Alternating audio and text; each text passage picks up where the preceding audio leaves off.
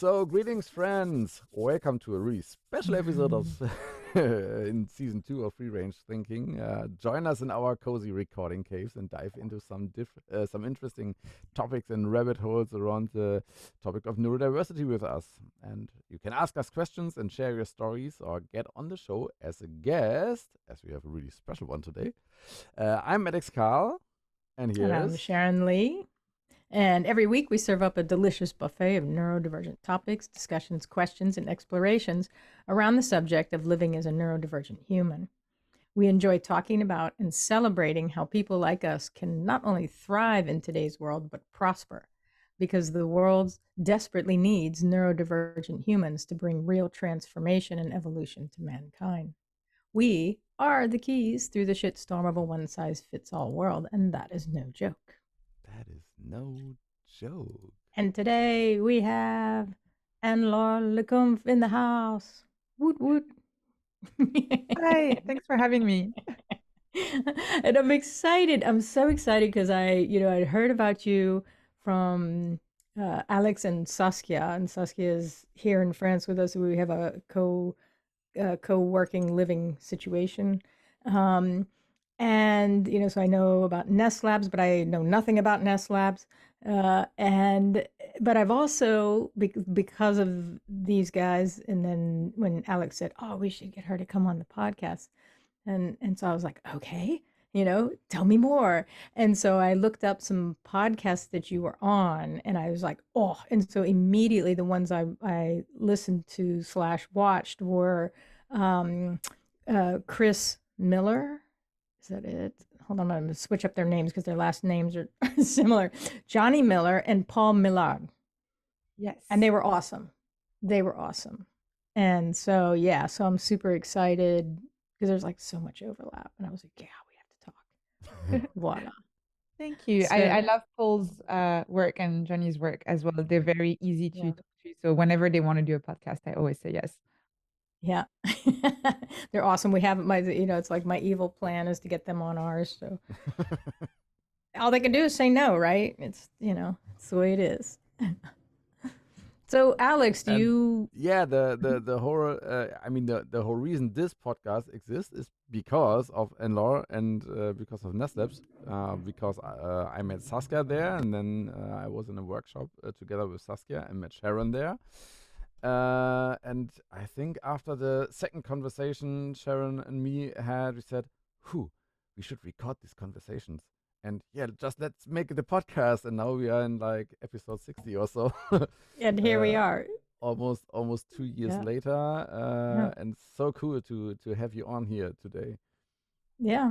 It's your ripple effect. It's your ripple effect. Yeah, this is amazing. This makes me so happy whenever I hear about people who started projects together because they met through the Nestlabs community. It's literally the thing that makes me the happiest out of any kind of outcomes in terms of my work. So yay. Thank you for sharing this. This is amazing. It's such a great community, and amazing what developed from there. It's really, really cool. Would you like to tell us a little bit, who you are and what you are doing? A lot of those listeners that are coming from your side already know, of course, but I think some of the Free Range Thinking listeners haven't heard of you yet. Yeah, and I would like to throw in a little request that you could like wrap it up in there. And sorry, there's a tractor that's going to go by in a second. We live out in the Dairyland here in France. But I should probably mute for a second. Okay, he's passed. Yeah.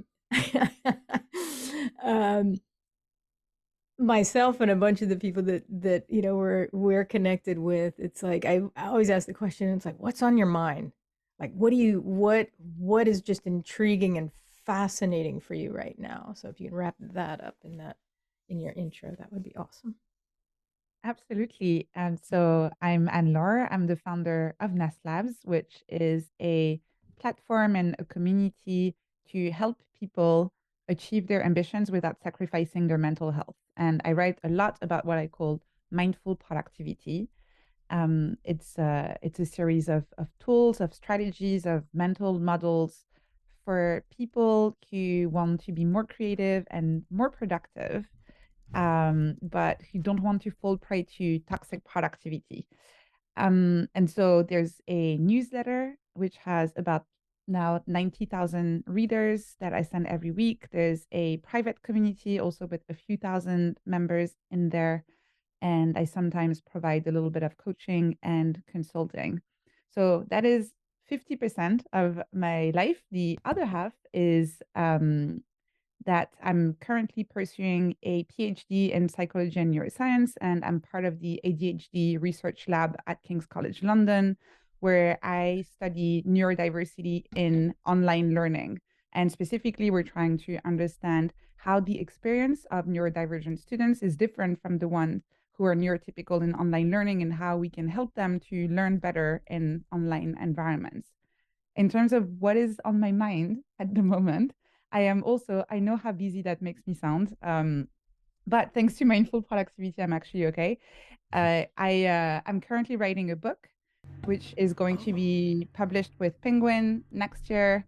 And so something that's constantly on my mind at the moment is how can I translate all of the research that I've done, all of those short form articles that I have published on Nesslabs into an actual book. And it's a completely different beast. It's a different way of thinking. I have to keep track of what did I say in chapter 2 when I'm writing chapter 14. And it's activating parts of my brain that I haven't used in a very long time, if ever. So that's what's on my mind at the moment. I love it. A completely different beast. Beast. Beast Yes. is can be. Oh, I can't wait. I can't wait to see that. Maybe we can jump in at that point because may I say the title of the book already because I read it somewhere, or is it? It's a placeholder title, so I don't know if we're going to call it this way. Okay. Yeah, so it's we can call the book TBD for now. Okay, the TBD title, but I love the title. It's that what stuck with me is Liminal Minds. Yes, that's the TBD title, and the Yeah. issue we have at the moment is that I absolutely love this title, but a lot of people don't know what liminal means. So I'm going to explain now, just in case some listeners also haven't heard about that name. It's a fairly recent word for me as well, and I fell in love with it, and I was like, that's the book title. So liminal comes from the same root as subliminal, and it means threshold. So that's why subliminal is under the threshold of perception. So liminal is basically a transitional state. It's the in between. It's when you're not finished with something yet, but you haven't started the next thing yet. And so it could be being in between two jobs, being between teenagehood and adulthood, being, in maybe you've left a job and yeah, as I said, like, and you haven't started the next one, being in between two relationships, between two projects.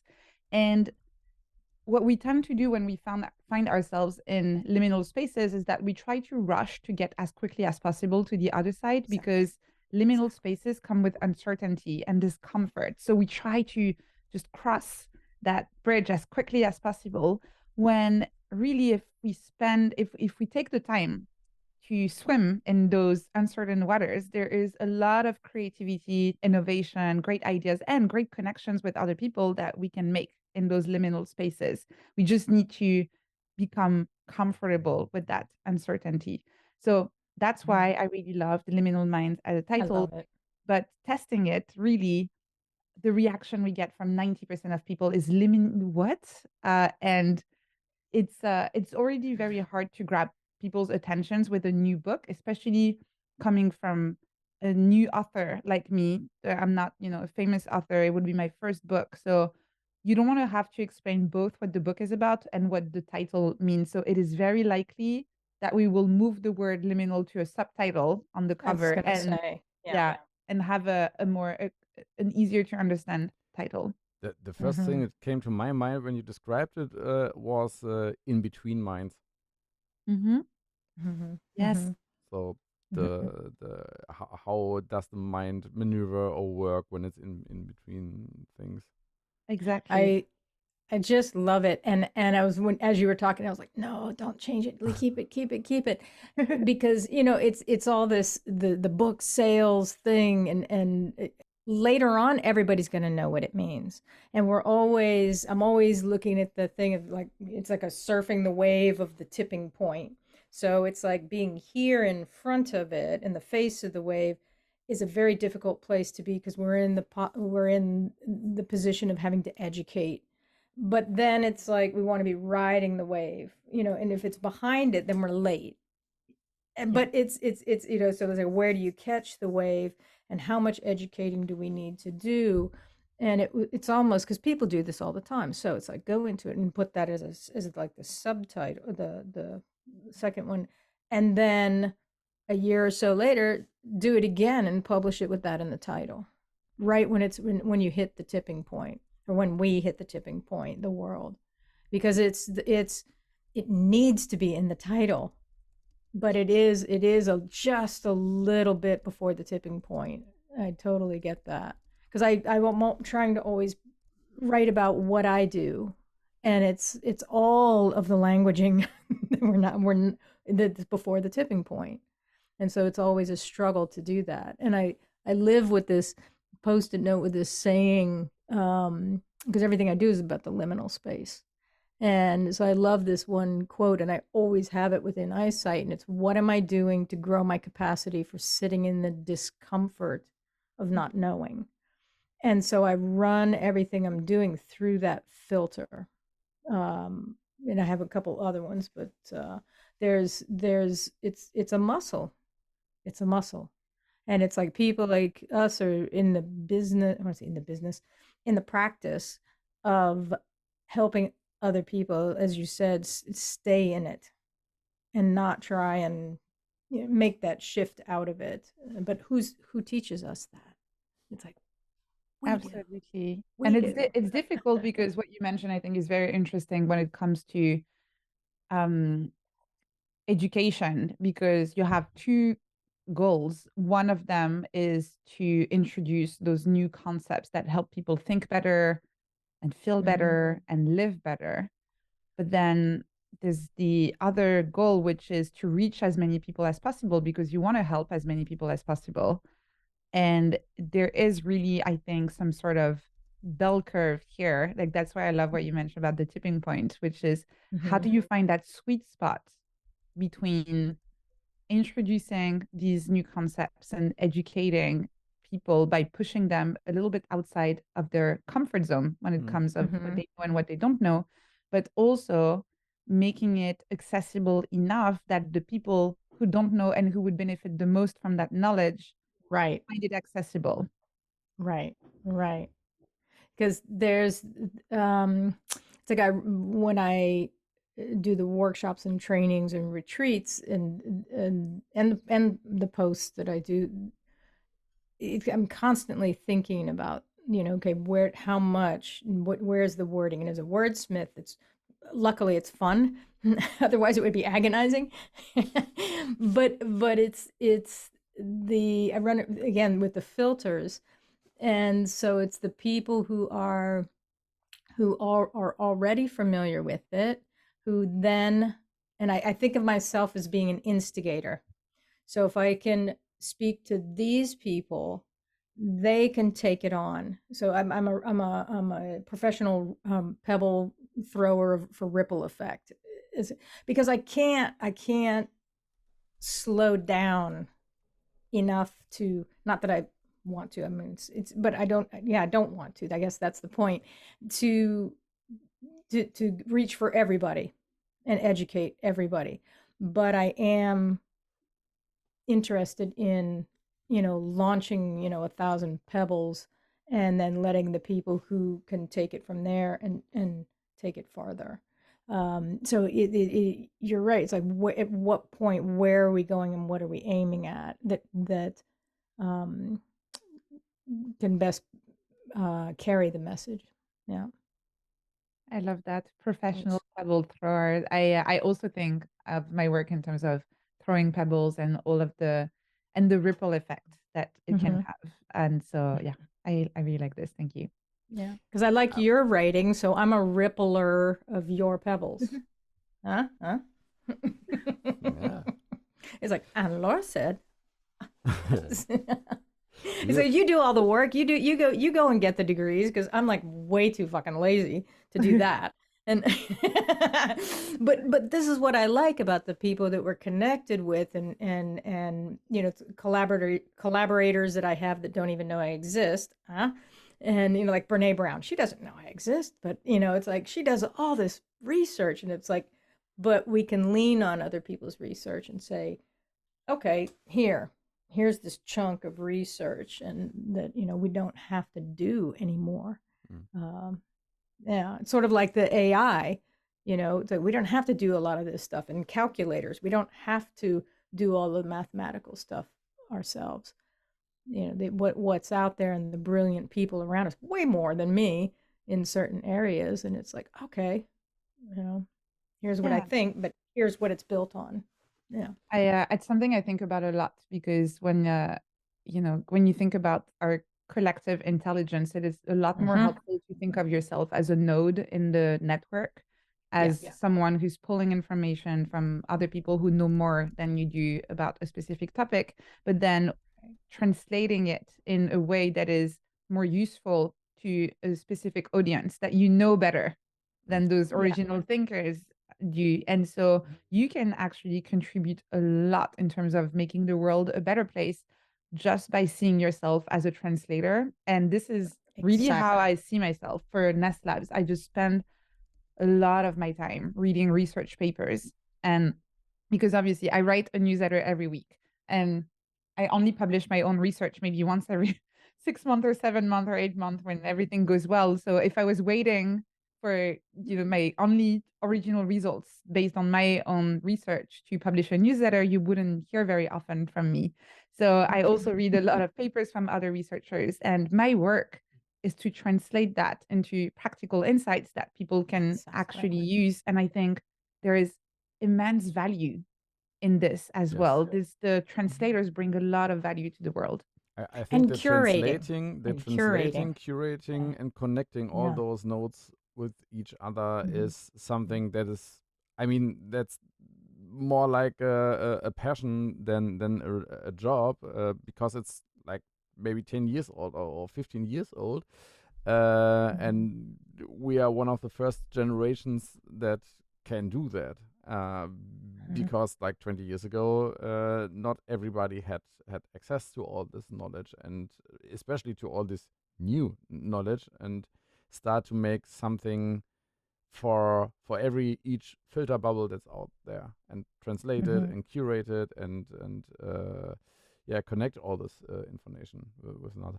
When you were describing the liminal thinking, I was like, I feel quite comfortable in it, in this spaces, and I know Sharon does as well. And we often say that especially neurodiverse people are so used to being in stressful situations or in crisis situations or in situations where you have to decide really quickly. I was thinking, what's your take on this? Are neurodiverse people with ADHD, for example, or with dyslexia, do they behave differently than neurotypical people in those liminal spaces? Something that was really interesting that is not part of my formal academic research that I do at the lab, but that just emerged from informal interviews and conversations I've been having with Nesslabs members as part of writing the book. So I've been doing my own informal research for this, is the relationship between neurodiversity and mindful productivity or toxic productivity. And it was very interesting to see that actually this is a bit of a struggle for neurodivergent people, is that they tend to become so obsessed with really getting processes right and understanding how everything works, that they can actually develop an unhealthy relationship to productivity. And I've had a lot of people in those informal conversations tell me that they fall into those rabbit holes. They spend hours and hours and hours building this crazy system and Notion to track everything and templates and all of that. And to the point where it almost becomes procrastination. And so that's one of the more probably like challenging aspects of neurodiversity when it comes to being in that space, is that the uncertainty may make neurodivergent people want to create artificial control around certain things. On the other end, though, so that's from the productivity side of things. From the creativity side of things, I really felt from those conversations that that was something that neurodivergent students, people didn't struggle with at all. They were really happy just like swimming in this mess of ideas, this interconnected nodes with those different patterns that may be unclear from the get-go, but that they were then kind of like linking to each other and looking at those different ideas. Whereas, and that's a big generalization based on just informal conversations. Again, that doesn't come from my formal research, but where I felt like neurotypical people maybe wanted to start structuring ideas a little bit earlier in the process, and maybe they would be missing some creative ideas because of this need of categorizing ideas and bringing structure there. So that was, for me, what was interesting. It's still a very intuitive take, again, small number of interviews with people, but where in liminal spaces, it seems to make productivity a little bit more difficult for neurodivergent people, but creativity easier. Another aspect of that is like where we are, in human evolution, and what was valued before and what is valued now in the industrialized structures of work and education. And it's very polarized. And so the creativity aspects, which is all humans are hardwired this way. We're all creative. People confuse creativity with artistic. Not the same thing. And well, I mean, similar, but not the same thing. But it's with, I want to say, neurotypicals or more linear thinking humans. It's helping them get back to and plug back into their natural state of being, which is fun. But it's there's a lot of like fear and shame, and there's a lot of stuff to hoops to jump through to get back in there, because all kids are. And there's not a I can't do that, or it's and they do it for fun, and they do it naturally. There's not a I have to be neat and clean. It's now granted, some kids are naturally more kind of perfectionist, and they're very exact like that. I always call myself a recovering perfectionist. But there's some kids have it naturally, and other kids are hardwired another direction. But there's retaining, I think a lot of neurodivergent animals, creatures have been able to retain the playful creativity and the connection with it. And Yeah, it's withstanding the industrialized education system. Yeah. Yeah, you make a really good point about how our societies are pressuring us to think in a linear way rather than a liminal way. Yeah. And so even for people who maybe naturally would be more comfortable in liminal spaces, as you said, our traditional education system is teaching us. I mentioned earlier that a lot of us feel uncomfortable in liminal spaces, and we try to make them linear again and to cross them as quickly as possible. And how much of this is nurture versus nature, basically? Exactly. And as you said, I think unfortunately, our educational system is to blame for a lot of those difficulties in staying comfortably and soaking everything that we can get from being in liminal spaces. But it comes from, the education system came with the industrialized revolution, because they have to, as soon as you start edging into one size fits all, and in manufacturing, scaling, then it has to be one size fits all as much as possible. And so I'm kind of anti one size fits all. It's like, how can you, it's like quality doesn't scale. And so as soon as you start saying, everybody, and we're going to do this for everybody, it's like, oh, okay, what are we trading instantly? What's going to be the trade-off with that? And so, of course, in a lot of ways it's very good, but in other ways it's like we see what the price that we're paying, and education is one of them.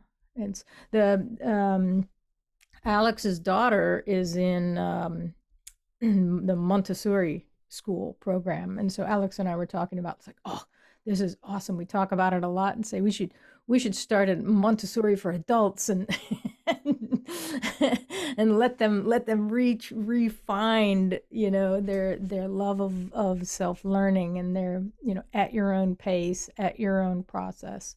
Yeah, this was a big reason why I started Nesslabs, to create that learning playground for adults, for people who want to keep on learning throughout their life, and also for people who tend to be more self-directed learners, who really like designing their own curriculum versus having someone telling them this is what you need to learn in which order. And also for people who enjoy peer learning, connecting with other people and learning through projects together. So that was a big motivation behind creating the Nesslabs community. What does Nesslabs mean? I mean, lab, obviously, I know what lab means, but Ness, where did the name Ness come from? Yes, Ness is the suffix that you add to words to describe the quality of being something. So consciousness, awareness, mindfulness. So this is a laboratory to explore what it means to be human. I love it. I love it. Yeah. I just read that 2 weeks ago or so that you explained it. So I think you explained on Twitter or on Instagram. I just created an Instagram account a few weeks ago. Yes, on your new Instagram account, right? I'm very late to the party. Yeah, but I thought, yes, now I know what Nestlabs means, and it's so obvious normally, but obvious but not obvious. I just had a total epiphany when you told about the Montessori thing, Sharon, because in our Montessori school, it's an elementary school. There are several teachers there who have the Montessori diploma, and several teachers and pedagogues who don't. And one of it's a bigger organization here in Bielefeld, which also has 3 kindergartens in the Montessori universe. And the one of the now retired leaders of one of the kindergartens often coaches the teachers. And she says it's so hard to get those teachers who learned in university, like the industrial school system, and the kid has to know this by this month and this by this month, to get the teachers out of that and get them into the free work of Montessori, and the whole, let the kids work with those topics that they are most interested in at that time, and just observe them and help them to get better at what they are interested in. She said this is one of the hardest things. And I just realized that, of course, because the teachers, which are coming from the normal elementary university course, with all the experience, they are in this non-liminal spaces. They are in this box and in this box and in this box. And the kids are like in a constant liminal space where they just ease over from one topic to another topic and then the next topic. And the Montessori method seems to be really good in helping the kids to ease over to the next level of the thing they're interested in, or to something completely different, which is somehow connected to that.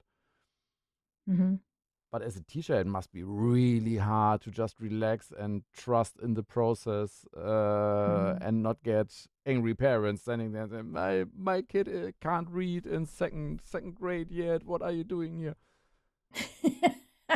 Well, it doesn't take, it's bravery again, there's a very fine line between being brave and foolish. Huh? And so to stick to our principles when we are out front and doing some of this liminal stuff and liminal work, and it's like, okay, you have to trust yourself, but it not necessarily, I know everything, trust yourself, but it's like, okay, it's like when Lydia and I get on the motorbike and we just go for a drive, and she's like, I don't know where we go, but we go. And and so I feel a little bit like that. It's in the practice. It's in the practice. It is a lab. And that's which is why I have the word lab on a lot of the workshops that I do, because it's like, no, we're practicing. We're practicing. And so but there's a lot of pressure from people. And you have to be able to, and I do the workshops also with that to help people deal with that. And because of the industrialized cultures, not just the education, the work system, the family country cultures, some countries are brutal. Hello, Germany. And, this is very, this is the way we do it, right? And Yeah. so yeah. It connects to our relationship with success and failure Yeah. as well. A lot of the ways we teach and we expect children to learn, as you mentioned, is based on obtaining certain outcomes at a specific deadline. And this is completely different from the scientific approach of conducting experiments, where what Right. you do is just you ask a question, but first, you don't know the answer. Second, you don't know when you're going to get that answer. And third, there's no bad answer because you're not going in there expecting a known answer. If that was the case, you would not have to run the experiment at all. So you run the experiment and you collect data. And based on that data, you may go for another loop, another cycle of experimentation where you may tweak the parameters a little bit based on what you learn in the previous cycle. And you just keep on going and growing in this way, but you're not trying to get your answer by the specific deadline because you have no idea what you're going to find. And Mm-hmm. if the result is unexpected, it's not a bad result. It's not failure. Mm-hmm. It's something surprising and interesting. Exactly. And if we And it's were curiosity driven. exactly, and if we were to approach education in this way, like they seem to be doing it in the Montessori method, I think first children would have a way better learning experience, and which is I think is incredibly important because a lot of the reasons why many adults don't keep on learning and studying as adults is because they've had such a bad experience in school that the idea of learning and studying actually sounds like horrible, and they're just so happy. You hear so many people saying, oh my god, I'm done with school, I won't have to study anything anymore for the rest of my life. And it's very sad, right? Yeah, and definitely. and then the second thing is that they'll probably also learn better because if we keep on tweaking and experimenting and just looking at the progress of the child instead of trying to mold them to an artificial timeline, we're probably going to find way faster what is a good way to teach them. Maybe they enjoy learning through projects, maybe they enjoy learning through conversations with other people. And if we just try it, learn from that, and tweak the experiment, they will also learn better and faster. So I think it is really about reimagining that relationship with success and failure and not focusing so much on the outcomes, but on the process instead. Exactly.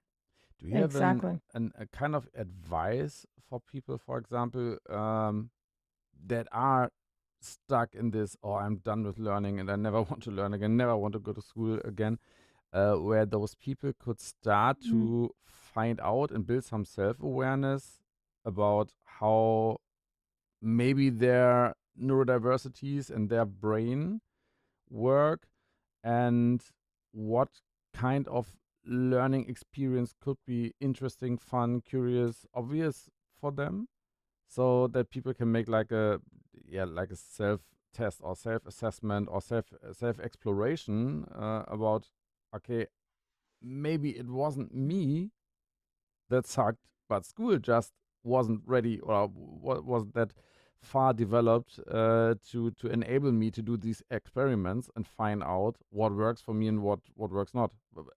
I found out through this whole podcast what aphantasia is, and that I am totally aphantasic, and Sharon is completely hyperphantasic, uh, and that so many things made sense in hindsight in my school days, because I just couldn't do anything with people explaining things in a visual way, and finding out what is out there, so that people can say, okay, I'm standing in front of this big wall of little boxes of maybe neurodiversities or different skills that the brain could have, and I can puzzle it together for me to understand myself better, and how I learn and how I work. Is there anything that Yeah, comes to your mind? I'm again going to use a scientific metaphor, but Mm? it is really about conducting experiments. So first, I would choose a topic that they are genuinely curious about, forgetting completely about what they were studying in school. If it is like manga, like a Japanese anime that they want to learn about, if it is dinosaurs, or it could be anything. Doesn't have to be useful in their daily work. Doesn't have to be something that was taught in school. It just has to be something they're genuinely curious about. So that's the first step. The second step is conducting several experiments. So just looking it up on online and seeing like what are different modalities where I could learn this. Is there a local workshop I could go to that I could attend to study this, whether it's like drawing, knitting, whatever it is. And then is there maybe an online class where I could go? Is there some sort of study group? And maybe like picking 2 or 3 different modalities like this. And then the very, very, very important part of any kind of experiment is actually collecting data and reflecting on it. So it's something that is called metacognition, which just means thinking about thinking. And it's the idea is that instead of just going through the motions and doing things and not really learning from them, it's to having this practice of thinking about your awareness, your experience, your thoughts, your feelings, and really trying to understand and see if there are any patterns that you notice. So after you go through that workshop or that online course, while you're doing it actually for maybe a longer online course, take notes. That can be in a dedicated scientific notebook that you have where you're really trying to take notes, or that could be in your note taking app in like Notion or Obsidian, whatever you're using, even on your phone, in the Apple Notes app, doesn't matter. Taking little notes, observations. That's literally the term scientists use. They capture observations. Yeah. And so ask yourself, how did that feel? Was I feeling confused? Was I feeling engaged? Was I feeling curious? Did it make sense? Was the pace too slow or too fast for me? How did it feel to maybe study with other people around me? Was that distracting, or was that actually something that helped me because I felt like I had that extra accountability? When the teacher was saying, imagine this, could I see something in my head? Or was I just blankly staring at them and like, what is she talking about? Seeing something. I can't imagine this. And so just taking notes like this. And by doing so, little by little, again, repeating the cycles, you will discover your own learning patterns, what works best for you. You don't necessarily have to, but these days with Google and ChatGPT and all of the tools that we have, you could even import your notes in one of those tools and say, look, those are my notes. I've been trying to study this, and these are patterns that I have noticed. Those are all of my metacognitive notes, everything I have captured. Is there anything in there that corresponds to any of the research literature in your diversity? And, even for example, you notice that you can't picture things in your head every time the teacher is telling you, imagine this. ChatGPT could tell you, oh, that's called aphantasia, actually. And you can discover something about yourself. So you have tools nowadays that we didn't have access to a few years ago that can actually help you facilitate this process of self-discovery and better understand your neurodiversity. I love what you're saying about this, and it's like for note taking, also to be able to do speech to text is super helpful, because it's very hard to take. I mean, I've got notes, but I've got them everywhere, and it's like I keep saying, it's like I need an intern or something, and Sorry, another tractor is going to come by. It's not that loud. They're very busy here today. They're making my butter out there. But there there are certain tools that we didn't have earlier that now it's like at our fingertips. It's better and better and better. And that we can interact with each other and use not just to capture our things, but it's like when I have a conversation, I tend to record them with people and then put it into text, because then I can just take out pieces of it. And when I do write something and I'm go, oh yeah, that's what because I can't take notes fast enough with the dyslexia and this and that. I just, I look at my notes later and I'm like, at the time when I put it down, it made perfect sense. And I'm like, yes, I'll know exactly what to write off of this. And then I look at it later, I'm like, what the hell? Like, not a clue. And so that, I find that experimenting with the different tools that we have at our fingertips now there's so much free stuff. We don't even have to pay for them. I remembered when we had the first schedule to record this. I heard on the radio about a school class. We always listen to kids radio, like the show with the mouse is a really popular, like 50 years running kids TV show where they explain scientific stuff and so on. Since 2 years they have a radio show constantly on air. And I heard a piece where they ask a school class, fifth grader school class, what their wishes are for renovating the classroom. And it was like 15 or 16 kids that were on the radio and talked about their wishes. I was wondering, what would be your guess? What was one of the most said wishes? Visions. Wishes. They had wishes for how the after summer the classroom should be renovated and rebuilt, the whole classroom for this fourth grade elementary school class in a typical German school. And the radio asked the children for their wishes, what they wish for, what is in the class after. Wishes. Okay. So really practical, not visions. Really practical. What wishes do these kids have for their classroom? And I was wanting to ask you what you might say. What was really often? I don't know. Maybe more toys, more space. I don't know. The interesting thing is what was what they were talking the most of was more silent zones, more retrieval zones, more like cozy. I can pull myself out of there in any kind of way. A calmer environment was what was talked about the most. And I'm guessing, when was this study done? When were the questions asked? 3 months ago. Yeah, because that doesn't surprise me in this era, because like the bandwidth, the assault on our bandwidth is such that it's never been before, and it's only getting more and more.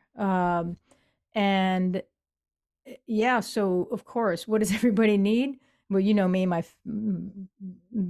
saying that I tell everybody is just take a fucking nap, and you need to recharge, take a nap.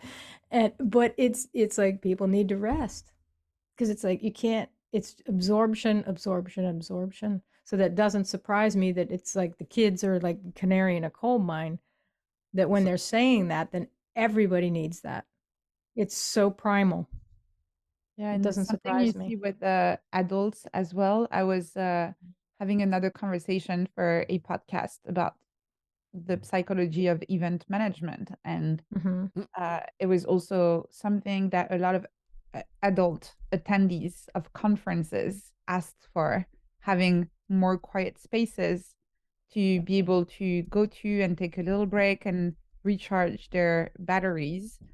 And I think it's linked to two things, what you just mentioned, the higher load in terms of what's asked of us in terms of attention and in terms of being constantly socially engaged, but also, and obviously very relevant to this podcast here, for neurodivergent people, it's even more important that they have this, because it's, it can be very easier to experience overload for them in environments like these, such as in a school for kids or those big conferences for adults where you're constantly asked to pay attention, to talk to people, to engage, etc. So yes, quiet spaces. I like that. What I like the most about it, I think, is that children were able to identify and express what they needed. And I think it's a beautiful illustration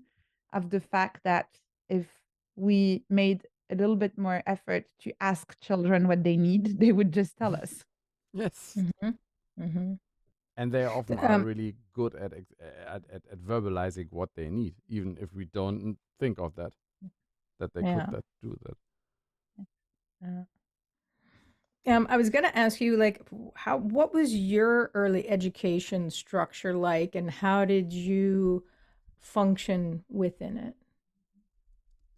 It was pretty intense. My dad taught me how to read when I was 2 or something like this, at home, with handwritten cards. I did a lot of mathematics pretty early on as well. It was so intense that I did develop a little bit of a dislike for science when I was a kid, which is weird now that I'm back into it. But it just shows that there's a balance to find here. So I only went back to school to study neuroscience in my late 20s, when I felt like, wait a minute, I actually love science. It's not because I was forced to do a lot of it at a young age that it doesn't have to be fun. So yeah, so I did pretty good. I had a lot of pressure as a kid coming from, I'm half Algerian, so coming from an immigrant background, it's very common to be pushed pretty hard as a child to do well in school. And so it took me a little bit of work as an adult, which is why I'm so passionate about these topics, and I'm trying to create spaces for adult learning. But it did take me a little bit of work to fall in love again with learning as an adult, and discover that joy of self-directed learning, of deciding what I wanted to explore, to study, etc. Cool. I can see it on your face when you talk about it. You love it. You're sort of like those athletes, that started training for the Olympics when they're really young, and then they're just like, "Ugh, I'm so over this," and then they like retire in their early 20s, and then they just do something else, and then they come back to the sport, and then they're just like they win all the gold. And I love that. you have to go away and remember why you loved basketball to begin with. Do you have siblings?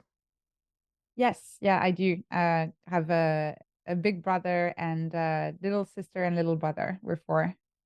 Uh-huh. And how are they? Because I'm always curious about that. Is like how did they within that family system that you just described, how did they absorb and digest, and then with the educational system and in terms of self-learning? Yeah, my big brother, I can't really I don't really know. It's my half brother. We didn't grow up together, but so I was the oldest of my the 3 other siblings, and definitely I think, which is great. I'm very happy about it for them. But the fact that I had so much pressure myself, they didn't have so much pressure, and so yeah, uh they both had more space, I think, to just study whatever they wanted to study and explore what they wanted to explore. And I think they had, early on, a more balanced relationship to learning because of this, which again is a very common pattern for the first kid to receive most of that pressure. And yeah, and we learned a lot, the 3 of us, through play as well. We played a lot. That's something that definitely my parents allowed a lot of space for, despite the kind of academic pressure. There was still a lot of space to play. And we loved learning languages. So we would all pick one. I was like, I'm going to learn Japanese, you're going to learn Korean. And there's this little like competition, like healthy competition in between siblings when it comes to learning. So yeah, it was fun. It was fun. And I'm very, very grateful that I got to learn alongside my siblings rather than just on my own, which I imagine being, I obviously don't know from firsthand experience, but looking at friends, it can be a little bit lonely sometimes to be a single child. So I'm very, very grateful that I had my siblings. It sounds because I can hear the fun aspect in it, which of course makes learning everything. Yes, You know? absolutely. Yeah. And I think a lot of parents try to direct a lot the way their kids are learning, but if you leave them be, and I think that what was really nice, like we had lots of books and things, and like in our bedroom, and we could just pick up whatever we wanted. Kids are really good at teaching themselves, actually. And sometimes you get in the way. We just had the situation on the weekend. English was always my girlfriend studied English in university, and so we thought about raising our kid bilingual. And then we dismissed it again because he said, okay, we are no native speakers, although she was on native speaking level, but she said, no, that the whole cultural thing behind that and raising a child in that language, that is too risky to mess her totally up and maybe to totally get the fun out of her for learning languages. But we used English as our like secret language when we wanted to talk about something she didn't should hear. So on the weekend, I don't know why, but one of us, my girlfriend or I, we said to her, she's 8 now, our daughter, and we said to her, "Go wash your hands," and she turned around and went washing her hands and came back with, and we were like, "Fuck, what else is she understanding already?" It's like, what have we been talking about? Yeah. Because and then we tried really simple sentences, and some she understood and reacted accordingly, and some she stood like that. Huh? What do you mean? But we already realized that some is sinking in, and she is already understanding English on some level without ever teaching her actively. That was so fun to see. That's amazing. Children are so smart. Yeah. Humans are amazing. Yeah. Humans are just like, astounding. So fascinating. So with a look at the clock, you had to go really. Yeah. I'm glad you're watching the clock. I wasn't. Yeah, I would like first of all, I would like to say thank you that you had the time today. Yes. Maybe we can do a second one maybe next year or so. Is there anything that you would like to add, or a question that you would like to ask us, or whatever is on your mind right now?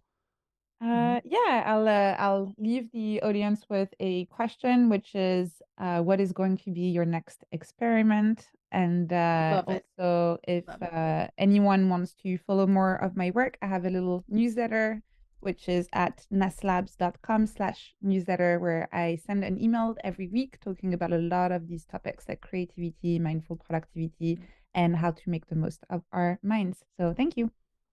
Cool. And we'll have everything in the show notes as well. So everybody can find that there. And I really can recommend this newsletter. It's so wonderful. Yes. Myself as well. Cool. I signed up.